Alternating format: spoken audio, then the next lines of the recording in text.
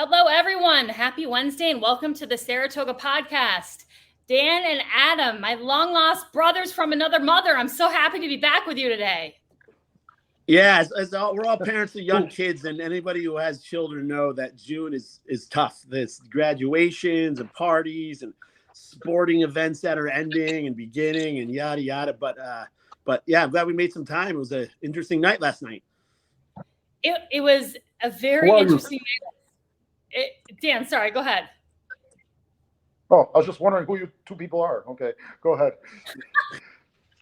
I'm Robin. That's Adam. Yeah, Dan, you're not that old yet, are you? No, it's just been that long. Each other. Yeah, somebody bring Dan some porridge and a warm blanket. He's going nuts. He's getting old. No, I'm so happy to be back with the three of you because we had a big night last night. It was the Democratic primary in Saratoga Springs last night.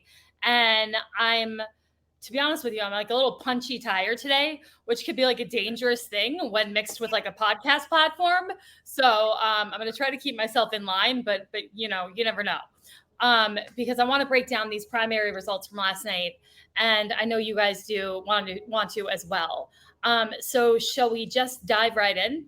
Yeah, to give you a little background, this is the Democratic primary to have the Democrat line, that's row A on the ballot is it November, correct? November. There were two Democrats who wanted to run for mayor on the Democratic line for the November 7th election in Saratoga Springs. And so Ron Kim was the incumbent mayor who got the endorsement of the Democratic committee. And then Chris Mathieson was a Democrat who decided to challenge Ron Kim for the Democratic line. And to do that, you have to run in a primary. And primaries in New York State are held on June 27th. They're always held in June, at the end of June. That was a change that was made back in 2019.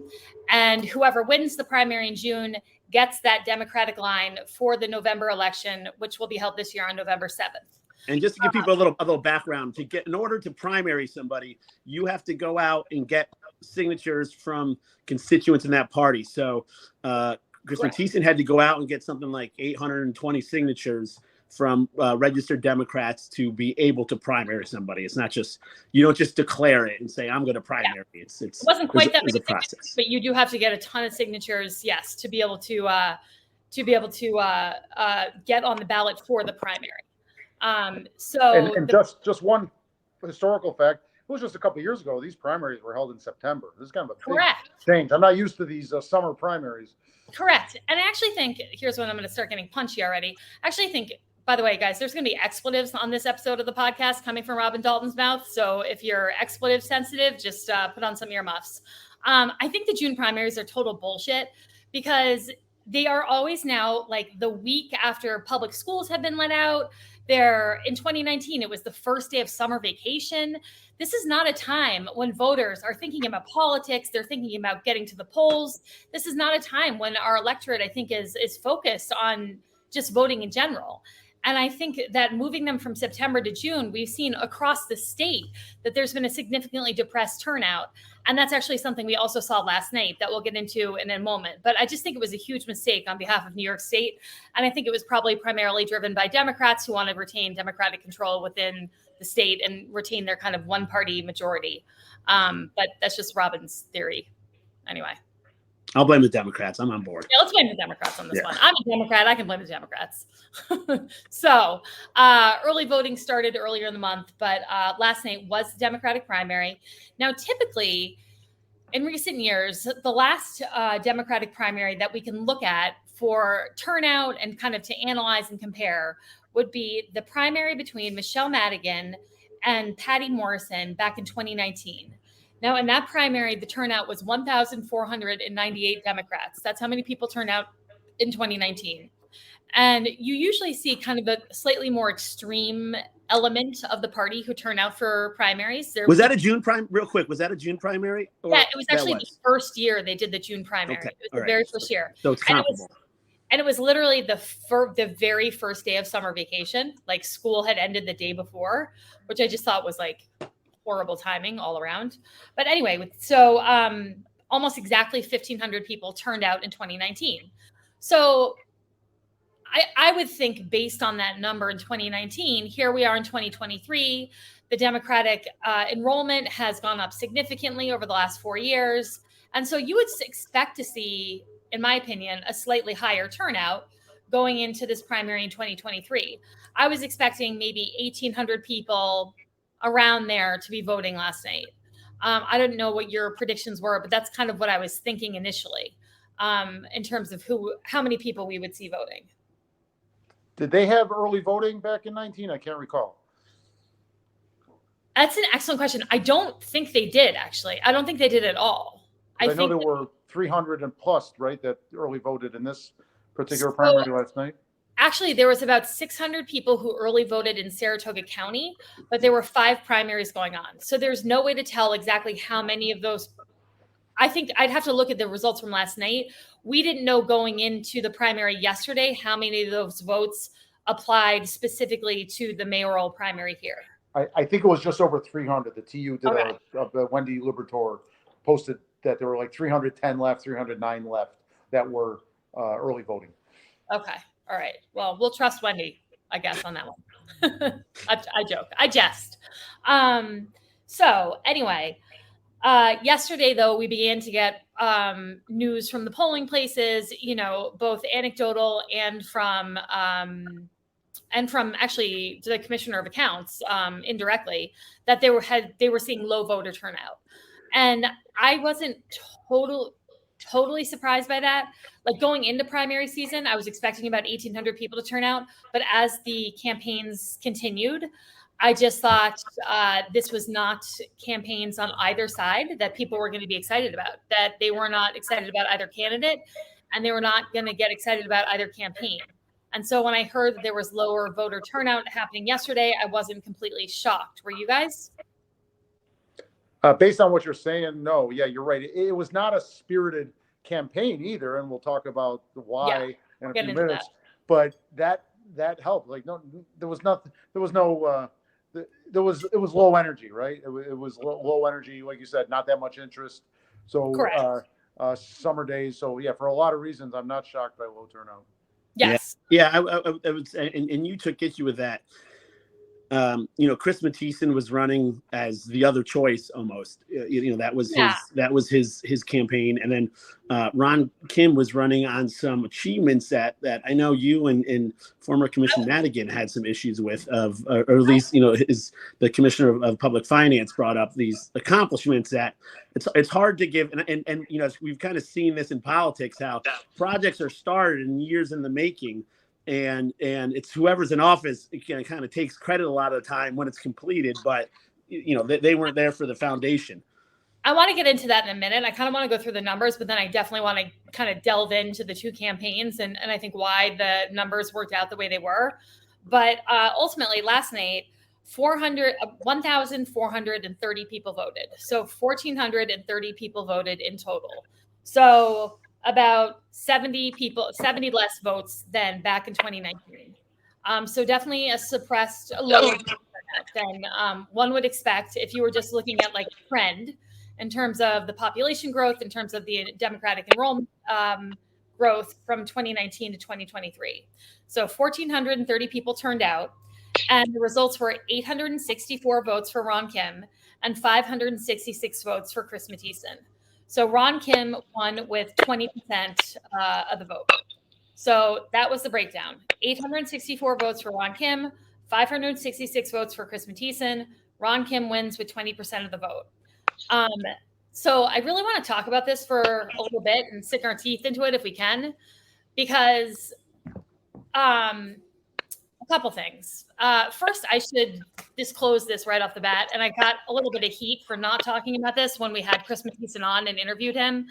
Dan, I know you weren't here for that, but we had Chris Matthiessen on earlier in the month. Adam and I had a nice long conversation with him, and I did not talk about my relationship with the campaign, and so I think it's probably fairly important that I do now. It's obviously like a little bit of a sensitive topic. I don't know what that crumbling noise is. But I'm going to try to articulate it as well as I can. So from March. Robin, you're the story that may be coming from your end. Well, let's try this. When I talk, is there a distortion? Actually, there is. How about me? I think it's Dan. I think it's you, Dan. Okay. Dan, can you mute yourself? Yeah. It's definitely Dan. If it's a technical issue, Okay. Dan. Dan All right, go. So, you were saying. I'll keep going. So I might mute Dan. Dan, can you mute yourself? Okay. All right. Dan will return. So basically what I was going to say was that from March until the beginning of May, I was Chris Mathiessen's campaign. Not March to May. Go on, sorry. From March to the beginning of May, I was Chris Mathiessen's campaign manager. And then we parted ways. And we parted ways very amicably, very professionally. I did some minor freelance work for him from May to the end of June. But I stopped being his campaign manager the first week in May. And so I just wanted to throw that out there and let people know so that people did not think that I would interview someone as his campaign manager or because I think that would actually be really shitty. And that would have been an important disclosure to make if I were to have someone on the show and interview them as a candidate.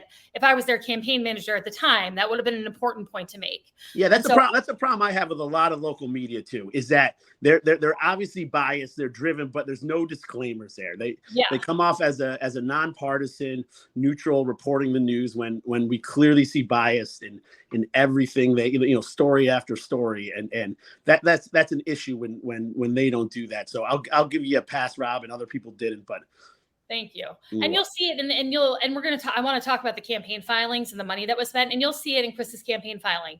He paid me $4,000 for the time that I was his campaign manager, and then he paid me a much smaller amount of money for the contractual freelance work that I did for the remaining weeks. But anyway, just wanted to get that out there. I still respect Chris, support Chris. I voted for Chris in the primary, and I plan on voting for him in the general election.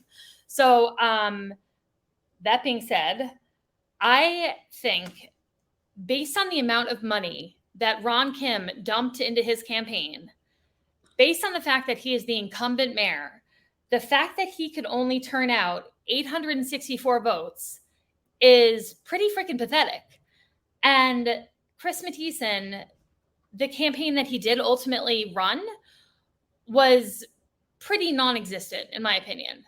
I don't want to directly criticize his campaign, but I will talk about kind of the campaign I would run if I was running a primary myself. If I was running a primary myself, I would be doing fundraisers. I would be doing as many mailers as I could do. I would be getting this target list of Democrats that you use a bunch of different search parameters to come up with. And I would be contacting them as much as humanly possible through door knocking, through mailers, through phone banking. I would be putting out a palm card with an articulated platform on it. I would have that platform on my mail pieces. And those were things that Chris really didn't do. He did a lot of door knocking.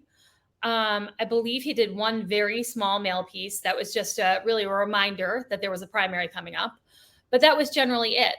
And he also spent a fraction of the money that Ron Kim spent. And I can show you, based on going over the Board of Election filings, what Ron's major expenses were. Here's some of Ron's major expenses. So Ron started fundraising back in late 2022, early 2023. So he paid Joanne Yepsen's political consulting firm $6,600, which this kind of goes back to your earlier point, Adam. Joanne Yepsen also runs a PAC called Capital Women, and Capital Women endorsed Ron Kim. But of course, there was no disclosure that Capital Women is run by Joanne Yepsen, and Joanne Yepsen was also hired to be a consultant on Ron Kim's campaign. So there's a real kind of pay to play thing going on there that I find like extremely distasteful. I don't know what you think about that, Adam. Well, I'll say this: they found a formula that's working for them, and right. And they're not really being. Joanne Yepsen, former mayor, is behind a lot of campaigns and a lot of campaigns that are winning. So when people see not a lot that are winning. Well, when Saratoga Springs. In Saratoga Springs, when you see Capital Women, it's people. It happened in our election. Commissioner Shangvi was endorsed by Capital Women and made a big deal about it, and it was a partisan PAC that sounds like a group of women who are working to further their interest in female interest in politics. Really, it's more about pushing their candidates. For instance, Gordon Boyd was endorsed, am I correct, over Michelle Madigan. So actually, Adam, Capital Women endorsed more men than women. I went on their website. They, I believe, endorsed more men than women this election cycle. So it's not really about promoting women in politics. It's just about promoting the clients that they have and clients who they believe represent their progressive politics. But I think personally that if you're hired to be a consultant on someone's campaign and you also run a political action committee, and that political action committee endorses the client that you're being paid to consult with, that's a real conflict of interest. And that's something you should be disclosing when you make that endorsement. Of course, Joanne Yepsen chooses not to do that. Anyhow, Ron Kim paid Yepsen and Paluski $6,600. David Strange was a young man who was the campaign manager for Ron Kim. He was paid $6,800. This is, by the way, as of the last campaign filing that was, I think, due on June 23rd. Bergman Zwerdling Direct is Akeem Bergman. He handles all the mail pieces. He designs the mail pieces. He does a great job. There were a lot of mailers that Ron Kim did, yeah, right? Ron, Five or six of them. No, I think there were more. I swear to God, I think I got at least 7. And they were huge. Right. Some of them were like multi-page. Robert, so, you mentioned me one of your kids even noticed them, right? Yeah. So actually, the last mailer that we got, my 11-year-old Charlie was like, "I know that guy," and I was like, "Jesus Christ, job well done, Akeem." Yeah, right. That's at the end of the day. That's what you're trying to. That's what you're trying to do. Job well done. It's the point of mind marketing. You just these little hits. Hammer it. A quick aside or a quick interjection, Robin. As undisciplined as Ron Kim has been as mayor, he's been a pretty disciplined campaigner. I don't think he's been a disciplined campaigner. I think he has a disciplined campaign team. They've kept him within those reps. Then great. Let me ask you this. This was a big problem as running as an independent, is that for mailers, a major portion of that is postage. And when you run with when you run as an endorsed candidate by a party, you can get your mailings done at a not-for-profit rate as opposed to an independent who's got to pay full price. So Chris Matthiessen, I would imagine, would have to pay full price for his mailers. So it's really kind of how the major parties stack the decks to keep it's ours VDs. That's a really, really good point, Adam. You have to pay regular stamp prices if you're an independent candidate. If you are the Democratic endorsed candidate or the Republican endorsed candidate, you get this dramatically lower mail rate, which is crazy. Then Ron Kim also has $14,500 in outstanding loans that his campaign owes him. He also made a $10,000 contribution to his campaign in June. So Ron Kim has spent a significant amount of his personal money on his campaign. Well, let me ask you a question. As a finance guy, right? You have I would say balance sheet things and profit and loss things. So the Yepsen and Pakulski, my wife is Polish. I should be better at that. David Strange, the Bergman. These are all expenses that he wrote checks for. Right. And got a product. His loans, did he pay himself back that money? No, those are still outstanding. So he put that money in though, but that necessarily could have paid for the 3 line items above it. That's the thing. That's actually an excellent point. It could have, but I don't know. Yeah. But he also did other fundraising. So I just wanted to go see what he spent on his campaign. I wasn't concerned about what he raised because I wanted to compare the spending of Chris's campaign to the spending of Ron's campaign. And so I didn't include in this, for example, the $10,000 contribution that Ron made to his own campaign that he's not listing as a loan that he can't be paid back for. You know what I mean? Yeah, but that's so there's money coming in and then there's money going out. Yes. Right. So those loans is money that was coming in. Yes. But will he pay himself back for the outstanding loans? I don't know. Right. Yeah. So I just thought it was interesting, those numbers, because they were pretty significant. Now, I went through Chris's campaign filings, and his greatest expense was me at $4,000. So when you compare the spending in these primary campaigns, I mean, they were dramatically different. And the amount of money that Ron Kim spent to just turn out 850 people, as compared to the amount of money that Chris spent to turn out 566, tells me that if Chris had run a different campaign, Ron Kim was an easily beatable candidate, which is frustrating for me, Robin Dalton, to watch on the sidelines and think about, because I think Ron Kim is a shit mayor. So there you go. That's my take. That's my hot take, Adam Israel. Yeah. Well, it appears now there's a lot of fundraising, Ron. Oh, wow. We've got 14 comments. Hold on. Oh, Jesus Christ. My daughter is on comments. Hold on. Hi, Alice. Dalton children, get off of comments and clean the house. This is embarrassing. Clean the house, Dalton children. Goodbye. I'm sorry, guys. Please excuse the hi, kids. Children. So going back to the I mean, I really think Mayor Kim saw this as this is the harder fight theoretically than he has coming up, which again, I think even though John Stafford has not produced in elections before, I think on a local level, it would be a fantastic candidate. I think he's going to be a tough candidate because he's just a likable guy. He's very philanthropic. He's a Vietnam vet. He's been around. He looks the part. He almost looked a little too polished, but I think he could be a hard candidate. But I really think Mayor Kim was treating this as the election to win. Oh, 100%, because we know that in Saratoga Springs, if you have the Democratic line, you basically can hide in your basement for the whole election season, show up on election day and win. John Stafford, though, I would disagree with you on the strength of his candidacy. He's run for supervisor twice and he's run for mayor once, and he was unable to win, in any three of those races. And so perhaps he's learned lessons from those campaigns and he's going to kind of rejigger his approach this time. But I think we're looking at a really interesting dynamic for November, because Chris Matthiessen will still have the One Saratoga line. So the One Saratoga line is this hybrid line of 2 Republicans, 2 Democrats. You've got Chris Matthiessen.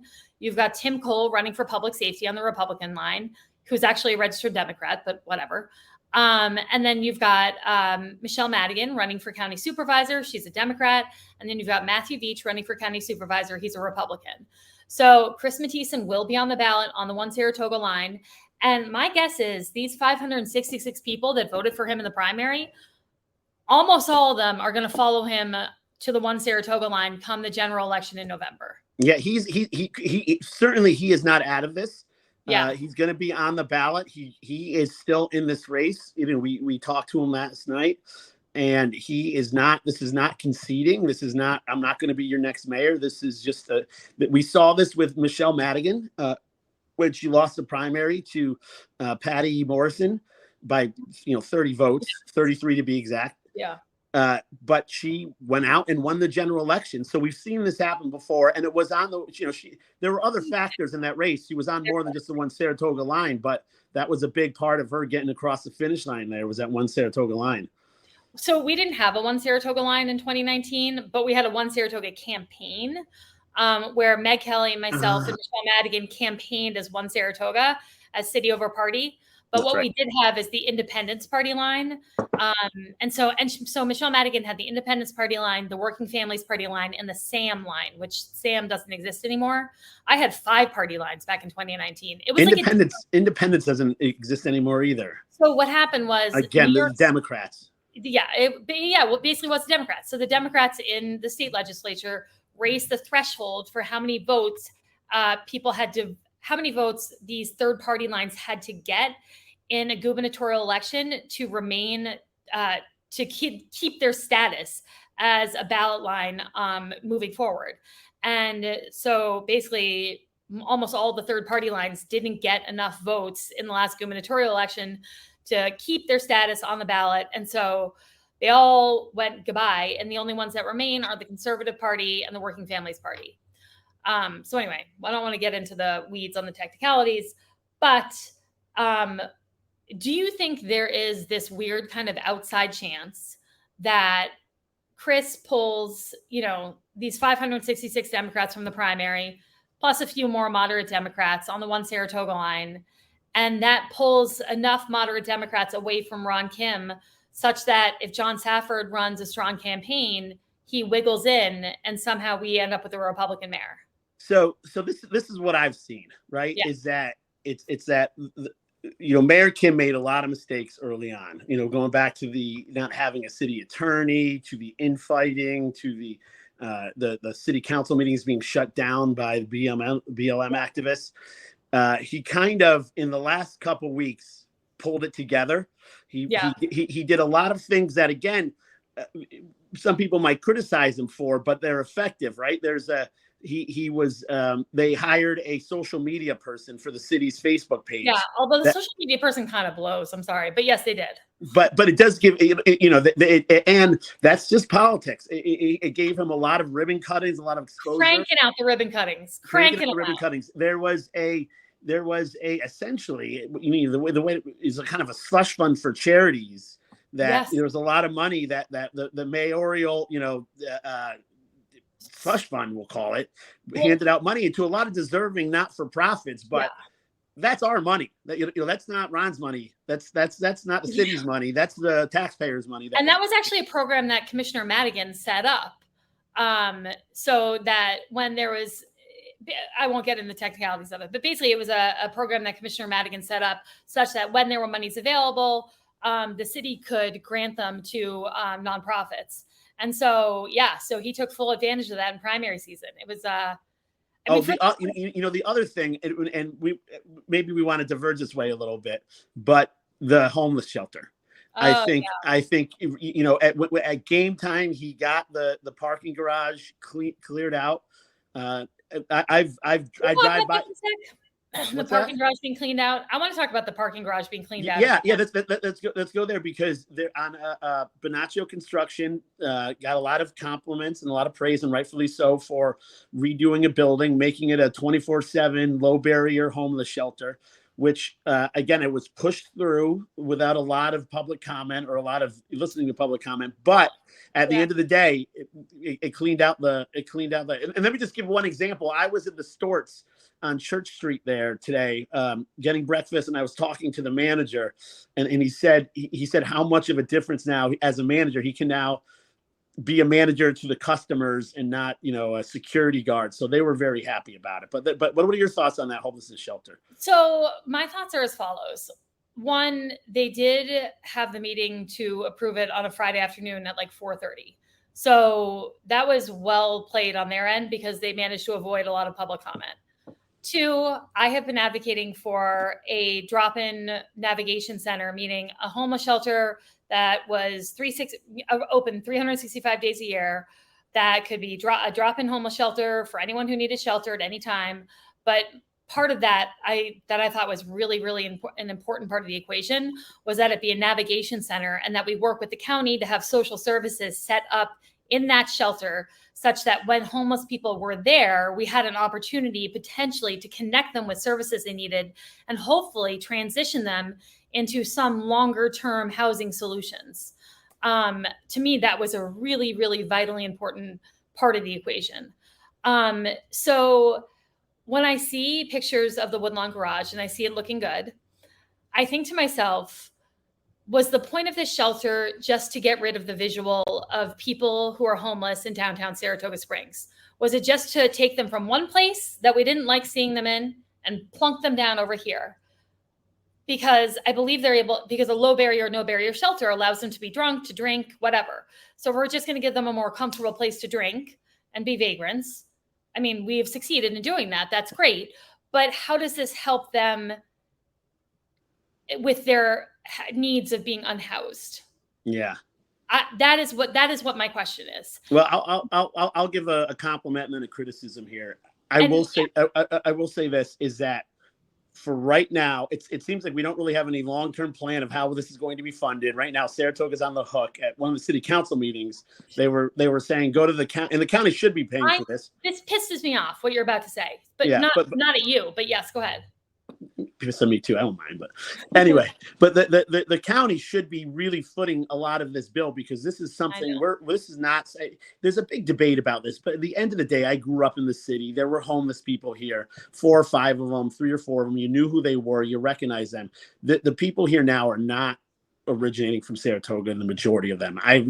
You're not going to be able to look that fact up, because the people providing services won't give you those numbers, because it doesn't help their narrative. But the fact of the matter is, we're housing a lot of the capital districts and a lot of Saratoga counties homeless that's on the taxpayers' dime of the citizens of the Saratoga.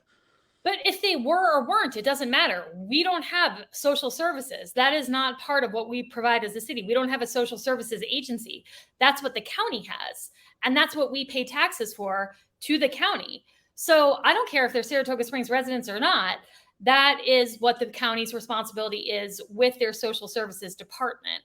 Mm-hmm. And so for the Saratoga Springs City Council and our supervisors to rush this through and to not try to work with the county in terms of funding, because I want to get it through before the summer season, before the primary election, whatever, and foot the bill, I thought was bullshit. And then I also thought it was bullshit that, at a city council meeting, Ron Kim saying, hey, if anybody's listening out there, you should all go down to one of this county board of supervisors meetings and tell them you want them to start paying for our shelter. Like, are you fucking kidding me?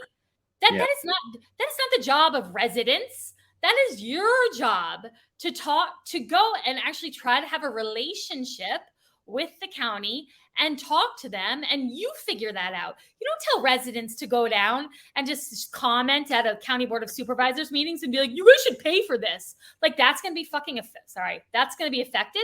Give me a break, Ron Kim. Give me a break. Plus, we have 2 county supervisors sitting in that meeting. Talk to them, to have them work it out. That's not on the job of us. And then I also got a little irritated because, as you said, we are paying for this as taxpayers.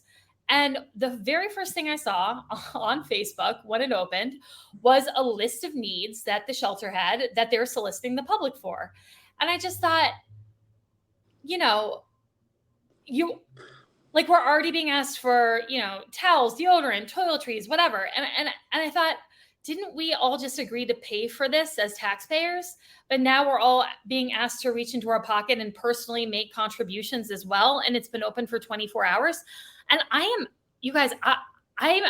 know I'm probably coming off right now as like very anti, like a horrible humanitarian, like not humanitarian at all and not empathetic at all. And that couldn't be further from the truth. Adam knows, and a lot of people who know me know, that the homeless population, I believe, is our most vulnerable population. They are so near and dear to my heart. I've worked with shelters of Saratoga for years to help this population. I was just at their luncheon yesterday. I volunteered at Code Blue. It was on my block for years. Like, I feel very close to this population and have supported them with my, blood, sweat, and tears and money for years. So I don't want to get it twisted that I'm like anti-homeless somehow. I just think the way that this was done leaves something to be, I don't know. So again, going back to my this is a kind of a mid-session cheer and jeer. I will say this: I've driven by it a number of times. There's a chain fence that they've kind of put a barrier through. You can see through. You see people out there playing basketball, having lunch. Right now, I'm going to give credit until proven otherwise, and it seems like it's done the city a lot of good. Now, I know what you mean. It also seems like it could be set up for failure, but right now I think they're doing a great job. But going back to kind of my issue with this core committee Democratic group we have, part of my problem is, and Robin, you mentioned this, there was some bad blood between Shelters of Saratoga, which is a not-for-profit, does great work, and this, particularly Mayor Kim and the city council. And you went to a Shelters of Saratoga event, and there wasn't a single representative. There wasn't a single person from the city council or city government at the Shelters of Saratoga main fundraiser yesterday.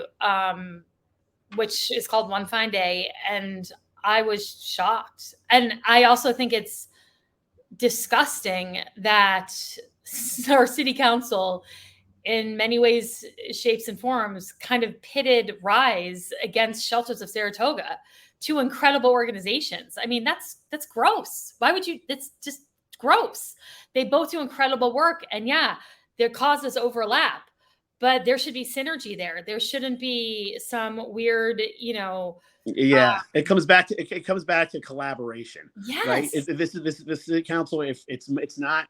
Sometimes it seems more about ego than collaborating for the best result. Real quick, I want to say Dan commented that he is on for comments now. He's having technical issues, but we'll keep an eye out for any Dans. We're wishing her with us, but we'll keep an eye out for your comments, buddy. One other thing that I really wanted to uplift that Commissioner Golub said at the last city council meeting, he said that a lot of people at the shelter that's open right now on Adelphi Street are looking for jobs. They're really, really looking for work. And so he kind of was putting out an appeal for anyone who is looking for part-time workers or just workers in general to please try to connect with the folks at Adelphi Street because they're really seriously looking for jobs. And so that was just something I wanted to uplift on this podcast and kind of put out there for people who might be looking for anyone to employ. Yeah, real quick, Robin, and because this kind of falls into my wheelhouse. I remember there was a gentleman who actually had worked himself out of homelessness, who had starting a landscaping company and was employing members of our homeless population. And that's all I recall. Do you have any more information on that? That does not ring a bell to me, but it sounds incredible. It doesn't ring a bell to me off the top of my head. Yeah. But I mean, I know I've heard of stories like that in general in life, not Saratoga Springs specific ones. But I mean, just yesterday we heard from a resident of Shelters of Saratoga, a woman named Nancy who had been formerly homeless and an alcoholic. And she talked through the ways in which Shelters of Saratoga helped her get back on her feet, get an apartment, make a living, and find value and worth in herself and be proud of the person that she was and feel like she was part of a community again and how much she loves giving back to that community. And it was like one of the most incredible and inspiring things you could possibly hear. And so, and Rise is obviously engaged in the same kind of work. And so if the folks at the shelter, because they have a bed now and because they have food now, if that enables them to be in a position where they can then get a job and you're able to offer these folks a job, I mean, that could really make the difference between them then being able to get out of the shelter into some kind of permanent housing. So that could make a really incredible difference in the lives of the folks that are there right now who are looking for work. So, yeah. Yeah. Interesting. Yeah. Yeah. Maybe there's something there. Stay tuned for next show. Maybe yeah. And if anybody knows the gentleman or the scenario or the company or the organization I'm talking about, please chime in, message us, comment us, call me, Facebook, Instagram, Twitter sphere, whatever. Don't Twitter. No, Adam's not on Twitter. I'm not on Twitter. I'm on Twitter a little bit, but Adam's on Facebook. Tweet me and I'll get it to Adam. Yeah. What else do we want to talk about here? Oh, the one thing that they spoke about in the last city council meeting that was like a little bit, I kind of wanted to get your take on, was this kind of gun legislation that that Commissioner Montanino has been proposing. I don't know if you watched the kind of debate over it. It's a little bit, I can't decide if it's effective and if it's worthwhile for them to continue to pursue or not. But it's essentially this reworking chapter of the city code such that if you had a firearm while intoxicated, that would be like a misdemeanor charge or something. But essentially what the commissioner was saying in the last council meeting was that it is kind of duplicative of state and federal law in some respects. And so really at the crux of it, it's basically just a way to let people know that we don't want them to come and party and get drunk with a gun.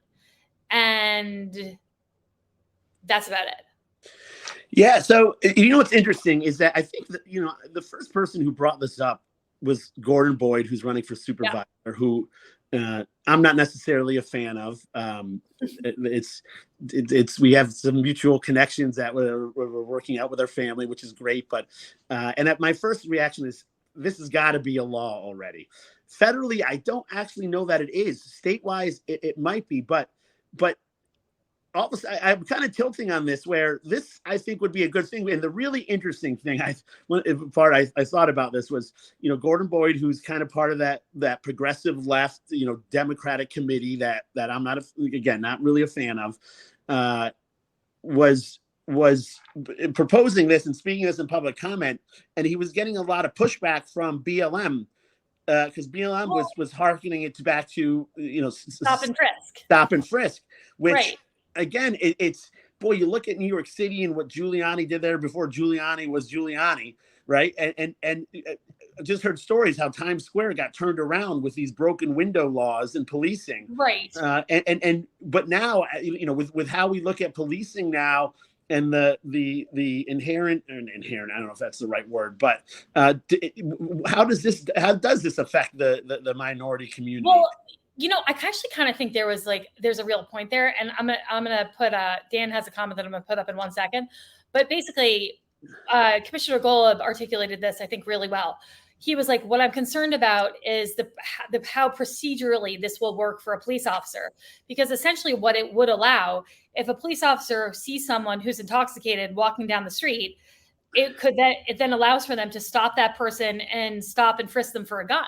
I don't think so. I think they would, and Dan, it's too bad. They're rewriting it now, but you would have to have, they would have to be some kind of suspicion that person did have a gun, right? There wouldn't. They would just be able to be drunk based on the initial way this was written. Well, okay. So again, boy, Dan, we'll have this when you're on, but my understanding is that police need reasonable cause. Let's see what he said here. Dan said, the gun legislation is not bad, I guess, but it's along the line of feel-good legislation. Yeah, exactly. Not necessarily effective. I'm at a loss as to why Jim Montanino didn't get the city council to make a motion requesting the state legislature before they left at the end of the session and get a statewide law with some teeth. Yeah, so honestly, Jim Montanino did basically fully admit in this conversation that the whole point of this was for people to hear that we were passing something like this, so that they would get the message that they really shouldn't bring a gun out while they were drinking. And we could put up some signs around town. And between that and the press that covers the city council meetings, we would get the message out that we really wouldn't tolerate people drinking and carrying firearms. And that was literally it. So let's go back to what you were talking before. Let's say it's illegal to be drunk and carry drugs on you, right? And but just being drunk, police can't, just because you're drunk, stop and search you for drugs. But with that being said, public intoxication is a crime. So would that give a police officer the right to then go stop I don't think it's legal just to go up and search somebody because you want to go search them, right? But if they're drunk, does that cross or they're now committing a crime that gives a police officer the ability? For me, this is more. We see this with policing, where if somebody stopped, let's say for a DWI, or somebody's in a fight, they attack somebody, they assault somebody, and they're drunk, then the police are going to stop, take them into custody. At that point, if they find a gun on them, now they have additional charges on them, right? So police's job is to throw as many charges, as much, pardon my language, he said, shit against the wall, and then let the DA figure out what will stick. And this is just one other thing where somebody commits, another crime, does something else, then this is just another charge that they can have on there. So that's exactly where they kind of ended up, which was Commissioner Gold was saying, I would support this as a piggyback onto something else. Yeah. So that's what Dan said. Dan chimed in and said that this would be, as noted in the meeting, would be likely to be a secondary charge. So yeah. I have no problem with that. Stop and frisk laws don't. There's a whole racial component there, and that's a we've talked about this. Is a very complicated subject, but at the end of the day, these broken law policing really cut down on crime. Well, broken windows policing is different than stop and frisk, but yes, the different. Yeah. Come on, Dan. This is all over your wheelhouse. God damn it, Dan, you're IT. Yeah. But I will say there's one of the points that I think Commissioner Moran was making is that there's no way to test for someone being intoxicated by just like looking at them. Like you have to give someone a breathalyzer. I don't think that's true. That's not true. So police can make DWI arrests based. DWI, yes. They were talking aside from seeing someone you swerve over the yellow, aside from someone being in a vehicle, they're just talking about people walking around. Yeah, but I think a police officer doesn't need to give a breathalyzer to legally determine if somebody's drunk or not. It certainly helps the case, but I don't think it's required. Just that, I don't know. Yeah, we have the state police. Weigh in, Dan. Weigh in. Yeah, that's. Let's see. He hasn't written anything yet. All right. Well, all I know is that I can't drink. I get breakout in hives. I'm allergic to alcohol, so I guess I don't have to worry about being stopped and frisked for a gun. I guess also I don't have a gun. So anyway, I don't know. So you're safe. I'm dabbling. You're a sober, non-drunk. You're a sober, non-gun holder. You can always count on Dan and I this might affect Dan and I a little more than you. Yeah, totally. Anyway, at the end of the conversation, Jim, it was actually the most kind of cordial exchange I've heard between the council and Jim, where he was like, I agree. Everyone expressed their concerns. And he was like, I agree to work with you. I will withdraw this motion and I will work with you guys to come up with a new draft of this. We'll have a public hearing at the July 6th meeting, because the next meeting would fall on the 4th of July. So we're going to move it to Thursday. We'll have a public hearing, the July 6th meeting, and then they'll have a discussion and vote at the following meeting in July. So that goes back to what we were talking about with this Matthiesen primary. If nothing else, it cut out this crazy kind of school children acts that our city council is going through. It kind of forced them to be adults at that city council table. Yeah, you got to give, I have to say, you have to give Chris Matthiesen major props for stepping up to primary him, because just that alone, I think, has made Ron Kim hold himself more accountable for his actions, because he knows there's a threat, Yeah. And that is thanks to Chris Matthiesen. So I'm a little afraid now that as this kind of Democratic committee keeps winning pretty convincingly, are they just going to keep doubling down on the crazy? And at what point do they not double down on the crazy, or at what point does the city say enough already? I guess TBD. I know. To bring up one last thing that you kind of touched on very, very early on. Oh, also, I should mention that Shelters of Saratoga announced yesterday that the former Grand Union Motel on South Broadway in Saratoga Springs will house the 2023-2024 Code Blue Winter Shelter beginning in the fall of 2023. Shelters of Saratoga will operate it in partnership with Saratoga County. It will open when temperatures drop below 32 degrees. The new location will shelter up to 80 adults, in addition to the recently opened shelter on Adelphi, which is a short walk away. So there's that. So a question I have about that. I know a big problem. So Code Blue was where this now homeless shelter is. So that's why they need to find a new place for Code Blue. Correct. They have identified and found a new place. The first question is that it was a big deal of operating Code Blue just when it falls below 32 degrees is very difficult for staffing, which I can, as a business guy, I can understand. It's like, hey guys, you don't have a job unless it gets below freezing. It's hard to get people to make a living doing that. But will this be run just when it's below 32? And here's something kind of anecdotally about the homelessness population we have and everything that's been going on. It's now kind of here to stay. Saratoga City, the city of Saratoga Springs has a large homeless population. It was, and this is just a story. It's just nothing really behind it. But I had a trailer over on the west side for a couple of weeks, and I was doing some work, and I went to get that trailer, and there was a cigarette packet in it, and I grabbed it, and 3 syringes fell out. Now, Now these syringes they look brand new. They had caps on them.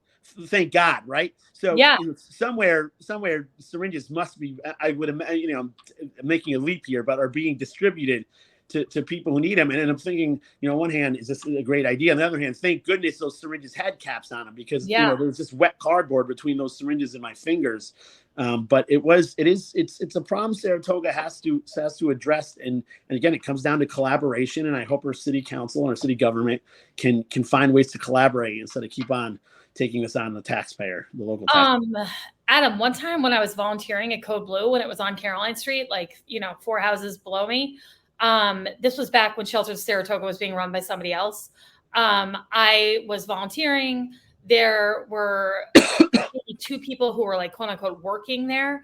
They had all gone out on cigarette breaks. I was the only person in Code Blue with probably 40 men.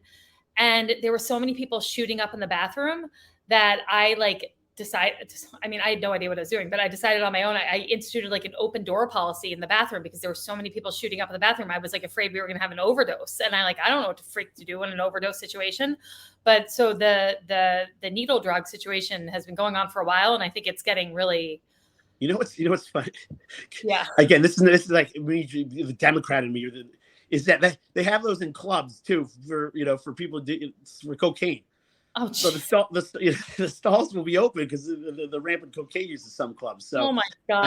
I guess the rich and the poor, will find a way to use. But yeah, and I was like, it was not a great situation for me because I was certainly not trained in handling any of that situation by myself. But I was happy. That's why I've been thrilled with Dwayne Vaughn and how he's run shelters in Saratoga, because certainly no volunteer would ever be in that position now.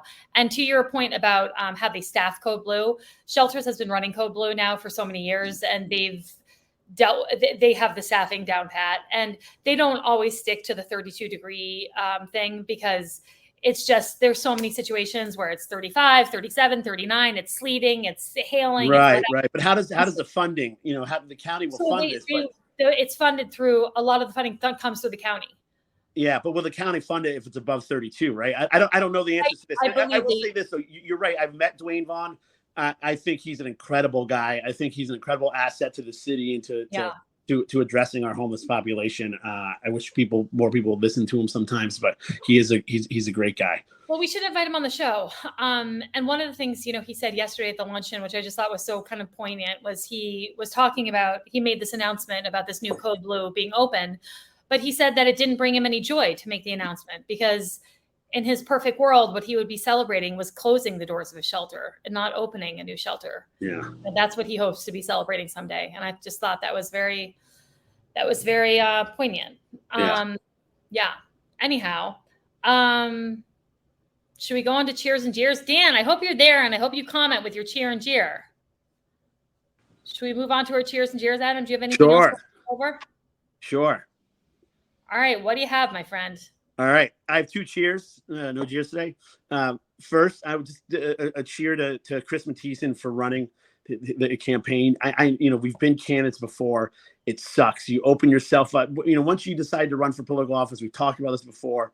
There's a large segment of people who think they can come out and just abuse you, and you're subhuman now, and they can twist stories about you. They can dive deep into your life. They jump into your family's life. They do it for financial gain.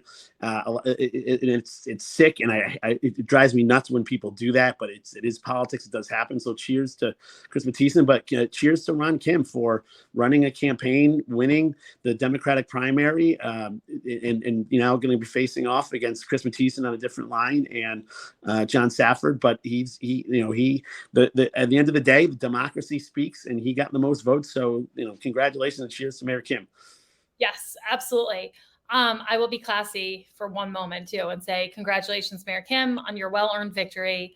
My other cheer is that I wanted to cheer Mary Beth Delarme. She spoke out in public comment at the last city council meeting and made a really powerful and well-received statement about the lack of control and the how public comment has just devolved at city council meetings. And so I just wanted to cheer her because and maybe I'll play it on the next podcast, but her public comment was really powerful and really just like on the money. And so I just wanted to cheer her for making that public comment because it takes a lot of courage to get up and say what she said. And I thought she did an excellent job. My jeer, Dan DeFederici, it's coming right at you, buddy. I'm coming over to your house and I'm fixing your IT, my friend, because we need you back on this podcast with no IT issues. I miss your beautiful face, sir. I'm coming over to your house. We're fixing your Wi-Fi. You are my jeer this week, my friend. I love you, but you're my jeer. Let's see if I think I see comments. Okay, wait, here he is. Dan, cheers, Saratoga Rec, they rock, with a special shout out to Lisa Morahan. I'm not sure if I pronounced that correctly, who is so good running the beginner softball program. Yes, cheer to Lisa and Saratoga Rec Department. They do freaking rock. Okay, let's see. One more. Not a jeer, but a lament. It was touched on earlier. The November elections will only have 2 competitive seats on the council. And no matter how much we like certain office holders, the lack of choice is bad for democracy. I couldn't agree more. And I actually think that counts as a jeer and a lament. I think it stinks, guys. I think it stinks. We went from the last election cycle to having the most candidates we've ever had running to this election cycle having probably like, I can't say it's the least ever, but a lot. Dan also said, yay, Dan got cheered. And then Dan also said, I'll hang with Robin's kids. They apparently have good Wi-Fi. Yes, apparently they do. I quite agree. Well, it was great to be back with you guys. Listen, next week is 4th of July week, and the city council meeting is going to be on a Thursday. So I've got to talk to you guys, but I think we will probably podcast on Friday so we could recap the city council meeting. So we'll let people know. Doesn't that make sense? Don't you think? I think so. Yeah. But we'll try to get back on a more regular schedule. We miss all of you guys. And I want to cheer to the almost 10,000 people we had watched the Saratoga podcast in the month of May. We are so thankful for all of our viewers. So share the Saratoga podcast on YouTube, Spotify, Apple. It's freaking everywhere, guys. Find us, share, and thank you for watching. Adam, great to see you. Stay charming, Saratoga. Bye.